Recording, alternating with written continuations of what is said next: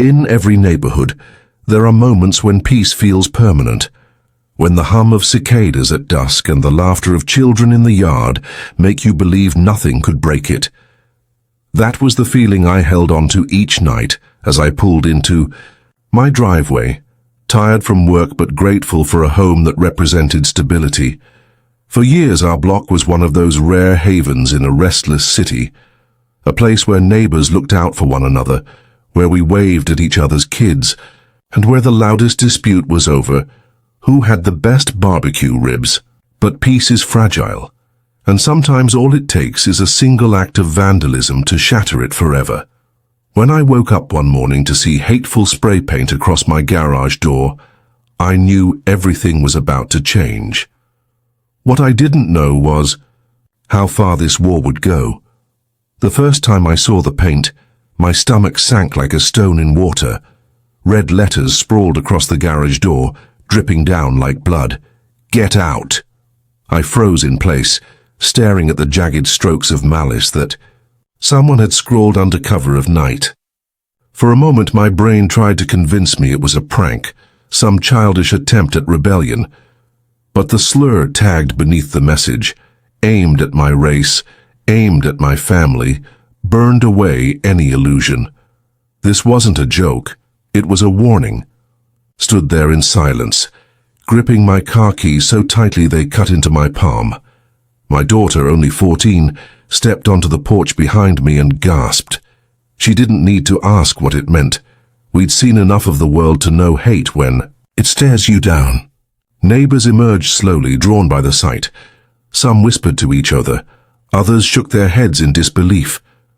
A few tried to comfort me, but even their words couldn't cover the embarrassment, the grief, and the fury boiling beneath my skin. To be black in America is to carry a history of resilience, but moments like this cut deep. They remind you that no matter how hard you've worked, no matter how much you've built, someone can still try to reduce you to a target. I called. The police, though, I already knew how it would go. They arrived late, took photos, scribbled notes, and promised to look into it. When I pressed them about the racial slur, the officer shifted uncomfortably, mumbling something about teenagers messing around. My blood ran cold. To them, it was graffiti. To me, it was terror. A message meant to shake the foundation of my family's safety. That night I scrubbed at the paint until my arms ached. My daughter helped me, though I could see the anger trembling in her hands as she scraped at the letters. We covered what we could with primer, but the faint outline remained, ghostly and mocking. I didn't sleep. Every sound outside made me flinch. Every shadow across the yard felt like a threat. The next morning I found another mark, a crude drawing etched onto the fence, sprayed in the same red paint. This time the message was clearer. "We see you." My heart pounded. This wasn't random. Someone had chosen us. Someone was watching. Began noticing things I'd never paid attention to before. The car that drove by too slowly at night, the group of teenagers hanging at the corner after dark, and the way porch lights flickered on when I stepped outside. It felt as though the entire neighborhood had shifted, like a spotlight had turned and fixed itself on me and my family. The grief weighed heavily, not just the grief of being targeted, but the grief of seeing my daughter's innocence chipped away. She began asking if we should move, if maybe the vandals were right, if maybe we didn't belong. Those words broke me more than the paint ever could, but what neither my daughter nor the vandals knew was that one of our neighbors wasn't. Just a friendly face across the street. He was an FBI agent, quietly living among us, and though he hadn't stepped in yet, he'd seen everything. He knew this wasn't just kids being kids. He knew this was about to escalate. I didn't know it then, but the war for my family's safety was only beginning, and those who thought they could intimidate us were about to learn a devastating lesson. When you try to break someone who has the law and the truth on their side, you might just end up breaking yourself. The footprint on the sidewalk became an obsession. I traced it with my eyes over and over, memorizing the size, the curve, and the way the heel pressed deeper than the toe. It wasn't a child's footprint. Whoever had left it wanted me to know they were grown, bold, and unafraid. They were saying, "I was here and I'll be back." I snapped photos and bagged the spray can with latex gloves, thinking maybe, just maybe, this would force the police to take things seriously. But when I handed it to the officer at the precinct, he barely looked up from his desk. "We'll file it," he muttered, before shoving the evidence into a plastic bin already overflowing with forgotten cases. My heart sank. To them, my family's terror was paperwork, nothing more. The injustice stung deeper than the paint itself. I paid. My taxes, I followed the law, and I contributed to the community. But when my family was under attack, we were brushed aside like an inconvenience. My daughter's fear didn't matter. My sleepless nights didn't matter. The red paint, the slur, the footprint, all of it dissolved into the same excuse: kids messing around. That night, the vandals struck again. This time, they weren't. Content with my garage. They spray-painted the hood of my car, leaving behind another slur. The sight hollowed me out. My car wasn't just a vehicle. It was a symbol of my hard work, the reward of years spent grinding through double shifts and overlooked promotions. To see it desecrated was to see my effort mocked. I wanted to scream, I wanted to lash out. But instead I took pictures, documented everything, and filed another report. The officer who came that morning barely hid his annoyance. He tapped at his notepad, suggested I keep my porch light on, and left before I could finish explaining. The escalation. Neighbors began whispering. Some stopped making eye contact altogether. Others looked at me with pity, as though I had brought trouble into their peaceful block. That's the thing about injustice. It isolates you. It convinces people around you that standing close might make them a target too. My family, once embraced in this community, now felt like outsiders on our own street. For black families in America, this isolation isn't new. It's stitched into the fabric of generations, the knowledge that when trouble finds you, the system doesn't always see you as the victim. My grandmother used to say, "Sometimes the fight isn't fair, but you fight anyway." Her words echoed in my chest as I scrubbed at the car hood, the paint smearing beneath the rag. My daughter watching from the window with eyes full of fear and fury. Days passed, but the attacks didn't stop. Eggs hurled against the garage. Trash scattered across the driveway. Once I found nails sprinkled behind my tires, waiting like teeth to rip them apart. Each incident chipped away at my sense of safety, until even the quiet hum of night carried menace. And yet something unexpected happened. Across the street, the FBI neighbor, Mr. Williams, began lingering on his porch more often. At first, I thought it was a coincidence, but then I noticed the subtle movements, the way his eyes scanned the block, the small notebook he kept tucked in his hand, and the quiet clicks of a camera hidden inside his jacket. He wasn't just watching, he was collecting. The injustice of police indifference was slowly being replaced by another kind of awareness. Someone with power was paying attention. Someone wasn't willing to dismiss me. But the vandals grew bolder. One evening I returned home to find my mailbox smashed and a note taped to the door. The handwriting was jagged and rushed, but the message was clear. Next time it won't just be paint. My knees weakened as I read those words. My wife clutched my arm, fear plain on her face. This was no longer harassment. This was a threat. And still, when I reported it, the officer shrugged.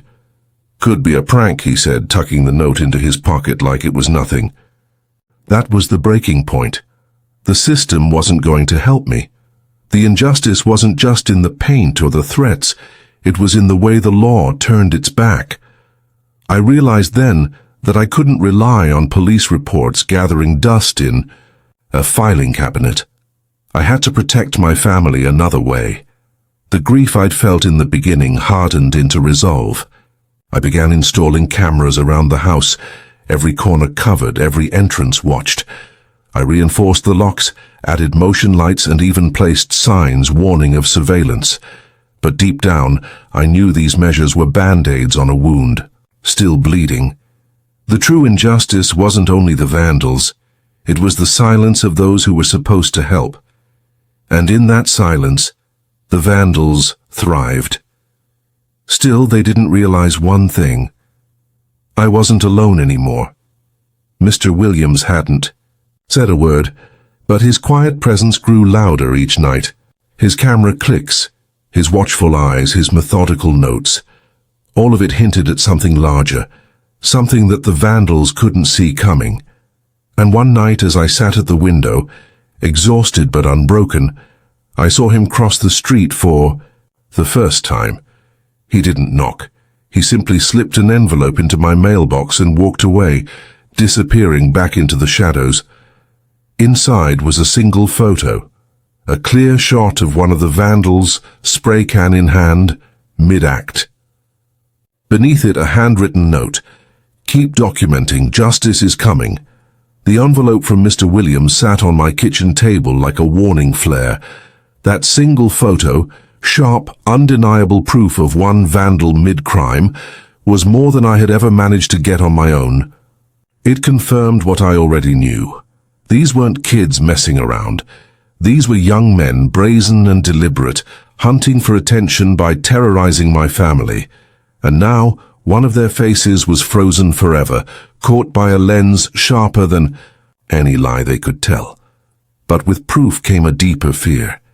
If Mr. Williams could capture them this clearly, then surely they would realize soon that someone was watching. Desperation makes predators reckless, and I knew in my gut the escalation hadn't even reached its peak.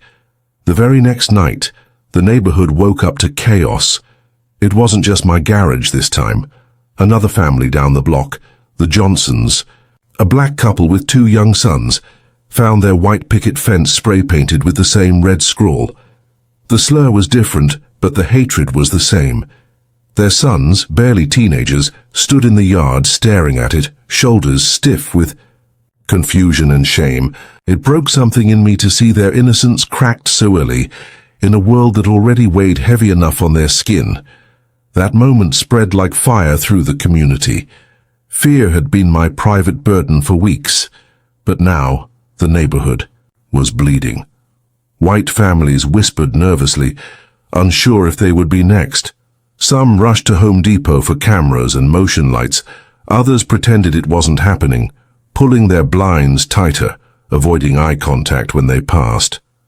And then there were those who looked at me differently, as if my presence had invited this storm to their street. The tension fractured the block. On one side were families like mine and the Johnsons, who bore the brunt of the hate, who couldn't ignore it because it was written on our garages, our cars, and our fences. On the other side were those who thought silence and distance might shield them. But silence doesn't stop bullies, it feeds them, and the vandals knew it. The escalation grew louder. Tires were slashed, mailboxes crushed, trash cans set ablaze. Each incident carried a rhythm, like drumbeats warning of something bigger building. The nights became unbearable. Every creak of the house jolted me awake. Every shadow on the street twisted into a threat. My wife barely slept, her worry deepening the lines around her eyes. My daughter stopped inviting friends over, ashamed of the red stains still faintly visible on our garage. We weren't living anymore, we were surviving.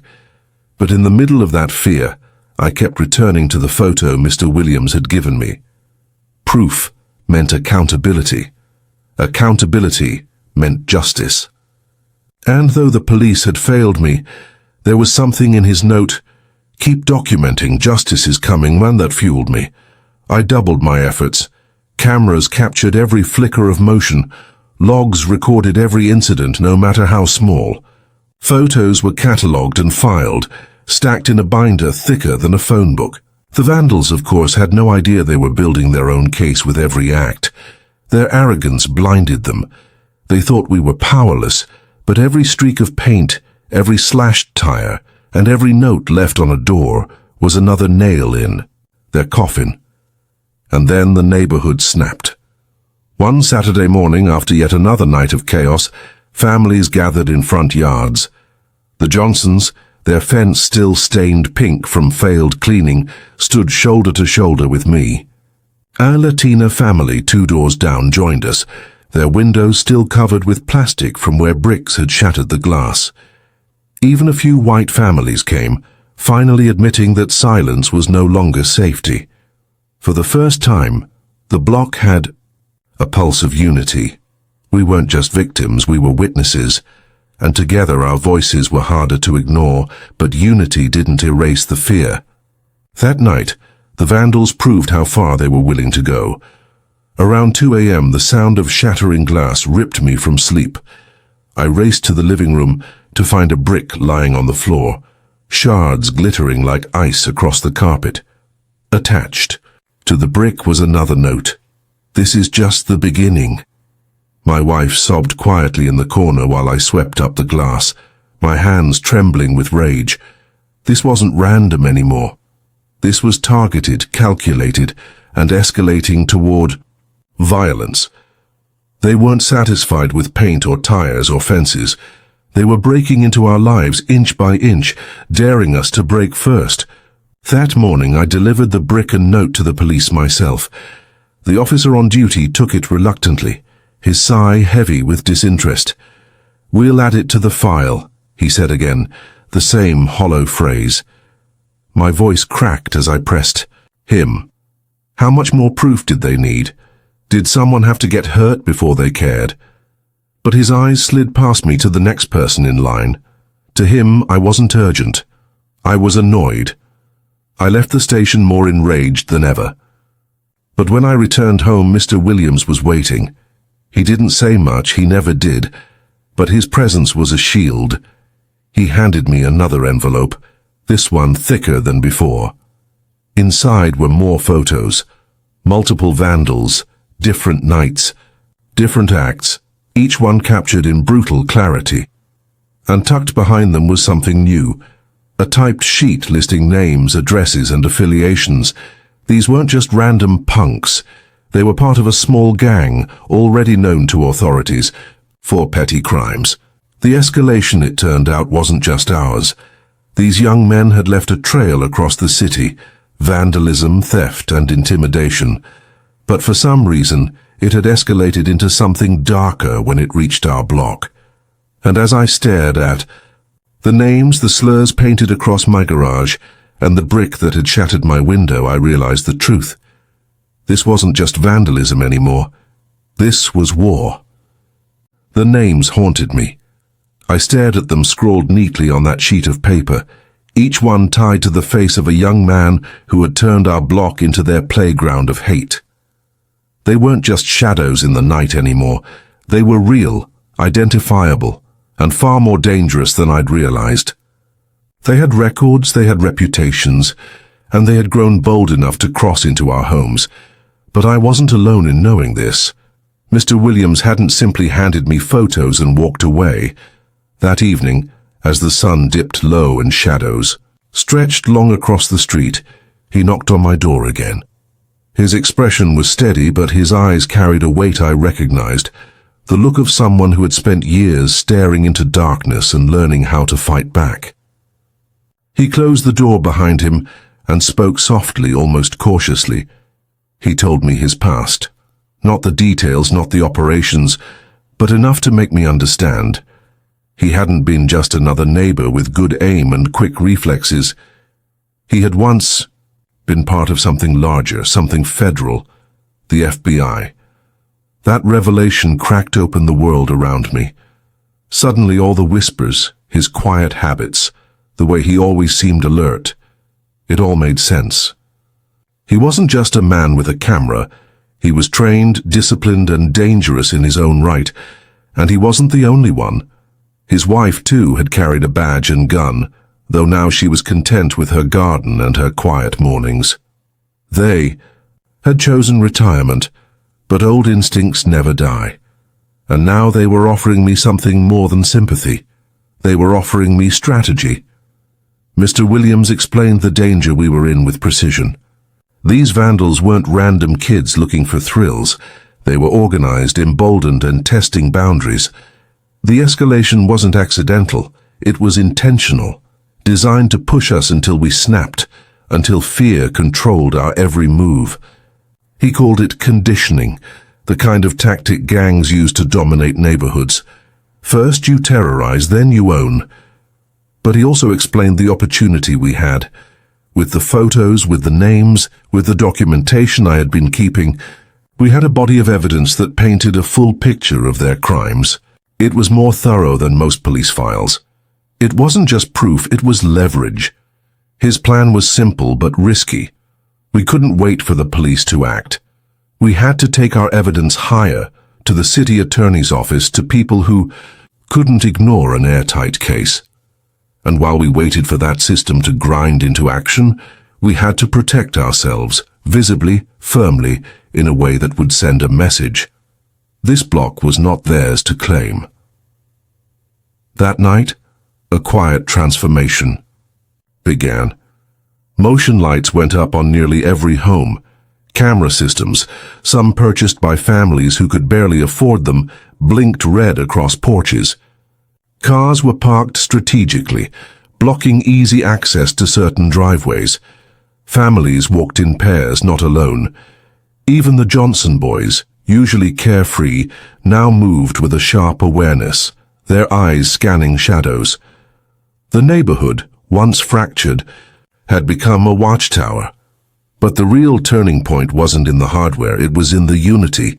For the first time, families who had never shared more than polite waves were sitting together on porches, sharing coffee, and talking late into the night. We weren't just surviving anymore. We were organizing. The vandals noticed. Their first attempt to reclaim dominance came quick.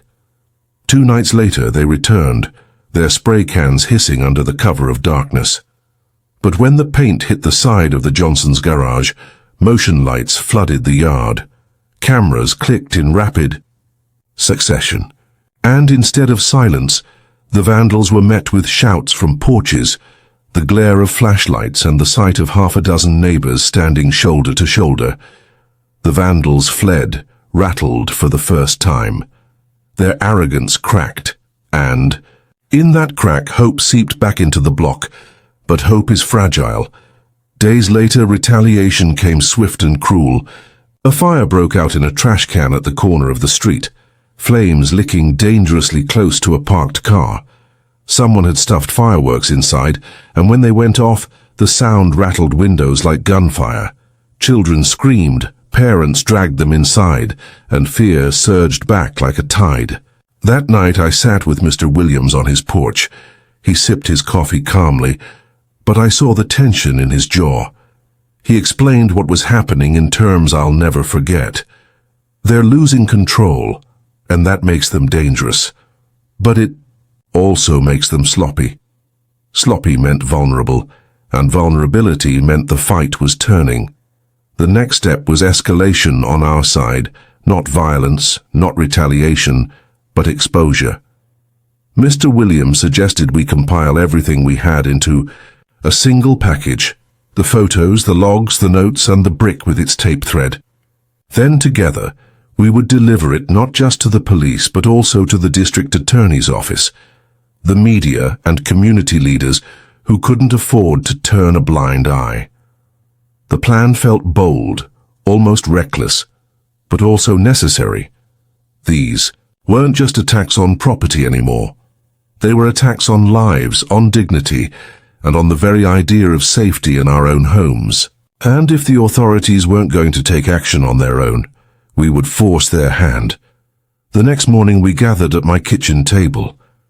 The binder I had built was laid open, pages filled with images and timestamps. Mr. Williams added, his own files crisp and organized, evidence built with the eye of a professional. My wife, though exhausted, added her voice, insisting we include a statement about the fear, the sleepless nights, and the trauma etched into our daughter's face. It wasn't just evidence. It was a story. Our story. And stories, when told, with truth and proof, had the power to move mountains. When we sealed the envelope, thick and heavy with months of suffering, it felt like placing a stone on a scale. The balance hadn't shifted yet, but it was beginning, and as I carried that envelope to my car, the sun rising over the block, I felt something I hadn't in weeks resolve. The vandals thought they owned the night. They thought they owned our fear. But they hadn't counted on one thing: we had allies. The morning we carried the thick envelope to the city attorney's office, I felt like I was walking into battle. My hands gripped the steering wheel tighter than usual, sweat dampening my palms. Beside me, Mr. Williams sat steady, his presence like a shield. The binder in the back seat wasn't just paper. It was our lives, our fear, and our dignity wrapped in plastic sleeves and labeled with timestamps. It was a case strong enough to demand attention. At the attorney's office, the receptionist gave us the kind of glance people usually reserve for nervous tenants complaining about noise. But when Mr. Williams introduced himself and handed over the package with the same confidence he must have once used in federal briefings, everything shifted. The woman's expression tightened. She promised it would be reviewed immediately. Leaving the office, I felt both lighter and heavier. Lighter because we had finally taken the evidence where it couldn't be ignored. Heavier because I knew this wasn't the end. It was the beginning of something bigger. That evening, the fight back spread beyond legal halls. We held the first neighborhood meeting at the Johnsons' garage. Folding chairs creaked under the weight of parents, grandparents, and restless children. The walls still bore faint streaks of spray paint, but instead of shame, the stains now felt like badges, proof of what we'd endured. Mr. Williams stood before the group and outlined our strategy. Visibility is our weapon, he explained. They thrive in darkness, in silence. We take both away. The plan was bold. We weren't just going to wait for authorities. We were going to make noise. Calculated, relentless, undeniable noise. That meant contacting local journalists, alerting church leaders, and posting our story online with the evidence to back it. If the vandals wanted to control the block through fear, we would control the narrative through truth. The first article hit 2 days later. A local journalist, skeptical at first, had flipped through the binder and immediately recognized its weight. Her piece, titled "Terror on Maple Street, Families Under Siege," appeared on the city's news site, paired with images of spray-painted slurs and the shattered window from the brick. By that evening, neighbors from surrounding areas were calling, offering solidarity, even donations for security.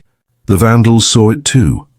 Their graffiti the next night wasn't just random tags, it was a direct threat. Snitches die. The words sprayed across the Johnsons' fence made my blood run cold. This wasn't mischief anymore, it was war. But fear no longer silenced us. The next morning we painted over the threat in broad daylight while cameras rolled. Reporters captured the sight of neighbors standing together, brushes in hand, refusing to bow. The footage aired that evening, and suddenly, our block wasn't just a target, it was a symbol. That symbol carried weight. Calls came from city officials demanding meetings. Community leaders arrived to walk the block, shaking hands, promising action. For the first time, the pressure wasn't just ours to carry. But the vandals weren't finished.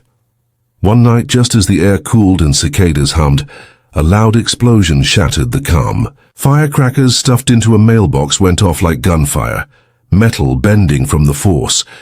Panic swept the block as children cried and parents scrambled.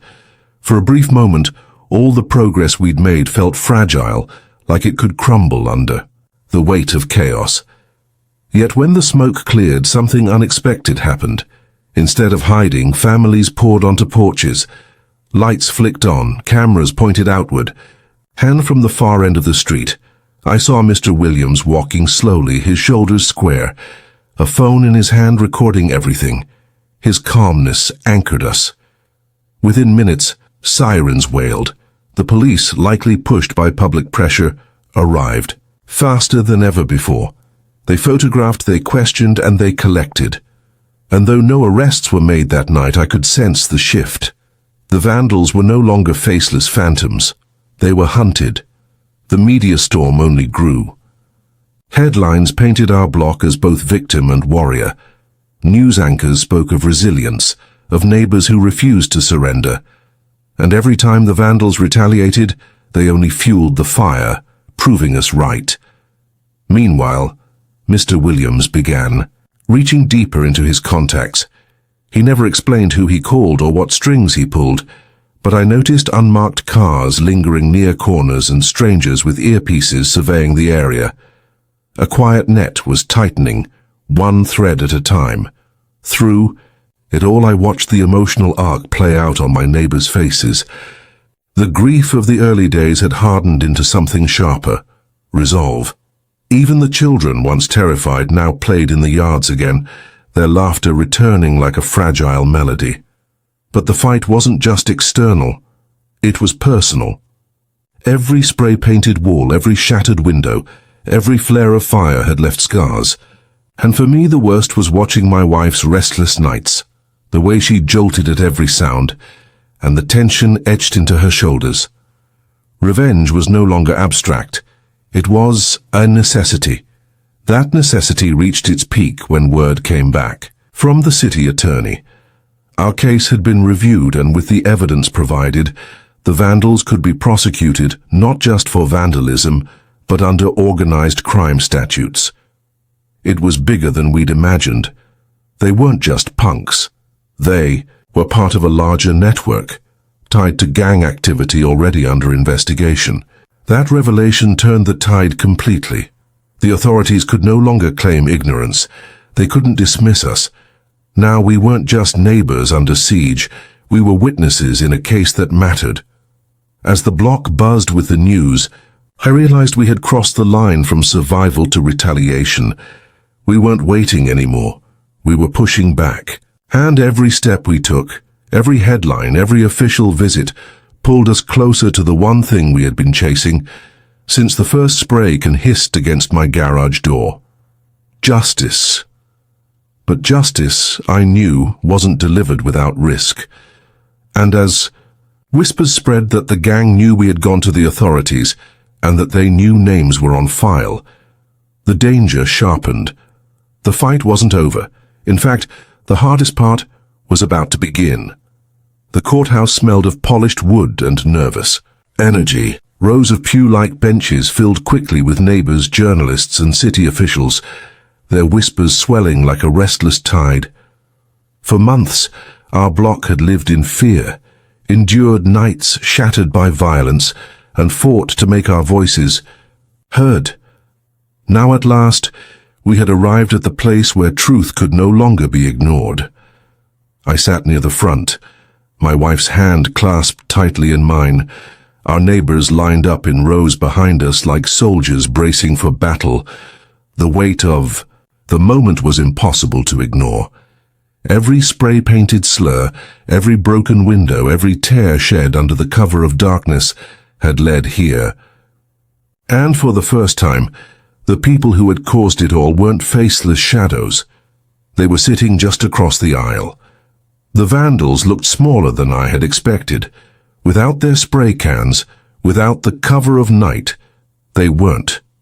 Untouchable figures of terror, just young men slouched in ill-fitting suits, their bravado crumbling under the fluorescent lights. Still, their eyes burned with defiance, darting occasionally toward our side of the room, as if to remind us they hadn't forgotten. The judge, a stern woman with silver hair tied back in a bun, entered and commanded silence with a single look. She carried herself like someone who had seen far too many broken families and shattered communities, yet refused to be numbed by it. The prosecution began with the evidence. One by one, images appeared on the projector. The garage door covered in slurs, the Johnson's shattered window, and the mailbox twisted from the firecracker blast. Gasps rippled through the audience. even though most of us had lived it. Seeing it collected and displayed made the cruelty undeniable. Then came the video footage. The jurors leaned forward as the grainy black and white images captured the vandals mid-act. Hoods pulled low, spray cans flashing silver under the streetlights. One clip showed the bricks sailing through glass, and another caught the crude words scrawled on a fence. And then, most damning of all, their faces, briefly illuminated by a streetlight, were captured clearly enough to strip away all doubt. The defense tried to downplay it, painting the vandals as misguided youth, victims of circumstance. But the prosecution countered with the bigger picture, the connection to gang activity, the intimidation tactics, and the threats. It wasn't just vandalism, it was terrorism on a neighborhood scale. Neighbors took the stand one by one. Mrs. Johnson's voice shook as she described cleaning hateful words from her fence with her grandchildren watching. Mr. Lopez spoke of the night his car windows were smashed and how his daughter cried for weeks afterward. When my turn came, I felt my throat tighten, but I forced myself to speak. I told them about the first night I saw the spray paint on my garage, about my wife's sleepless nights, and about the way fear had settled into our block like a parasite. As I stepped down, I saw the jurors' faces. They weren't just hearing a case. They were witnessing the fracture of a community, the scars of hate laid bare. Then came the turning moment. A detective presented the larger case, the ties between the vandals and a local gang, their initiation rituals, and their orders to control Maple Street through fear. It wasn't random. It was organized. The courtroom buzzed as the scale of it sank in. This wasn't just about us anymore. It was part of something bigger, uglier, and more dangerous. For days, the trial unfolded like a slow storm. The defense sputtered, scrambling to poke holes where none existed. The prosecution pressed forward with relentless clarity, building a wall of evidence too solid to ignore. And then, at last, the closing arguments ended, and the jury disappeared behind closed doors. Hours ticked by like years. We sat in silence, the weight of anticipation pressing down on us. Some prayed quietly, others stared at the floor. I held my wife's hand, squeezing it each time her legs shook nervously. When the jury finally returned, the room froze. The foreman stood, a slip of paper trembling in his hand. His voice was steady, though, when he read the words that changed everything. Guilty. On all counts. The air split open with the sound of gasps, then tears, then cheers quickly hushed by the judge's gavel. My chest burned with release. After everything, after months of fear and resistance, the vandals would face the consequences of their actions. The judge sentenced them to years behind bars, not just for vandalism, but for conspiracy and gang-related crimes. Their faces drained, say of color as the reality set in. The bravado was gone, the defiance was gone. All that remained was the weight of justice. When the session ended, we spilled onto the courthouse steps, the cameras flashing like fireworks. But this time, we weren't afraid of being seen.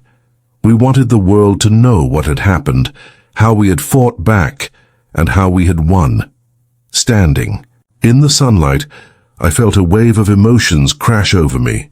Grief for what we had endured, anger for the night stolen from us, pride in the way we had fought, and finally, relief. The neighborhood could breathe again. Over the following weeks, the block began to heal. The fences were repainted, windows replaced, and flowers planted where scars once stood. Children laughed again without glancing nervously at the shadows. Porch lights stayed on, not out of fear but out of welcome. But the greatest change wasn't in the walls or the streets, it was in us. We had been tested, broken down and pushed to the edge, yet we rose together, stronger than before. Mr. Williams, ever the quiet guardian, simply nodded one evening as we watched the kids race their bikes down the street again. Justice isn't given, he said softly. It's fought for. And he was right, because in the end, justice wasn't just the prison sentences. It was the empowerment that bloomed from our unity. It was the knowledge that even when hate tried to choke us, we had the power to fight back, to reclaim our homes, to turn fear into fire. And as I closed my eyes that night, the block quiet and peaceful for the first time in months, I knew one thing for certain: the bullies had chosen the wrong neighborhood. This was today's secret. Every shed hides a secret, but remember, the shed never stays quiet for long. Until next time, Secret Shed Stories.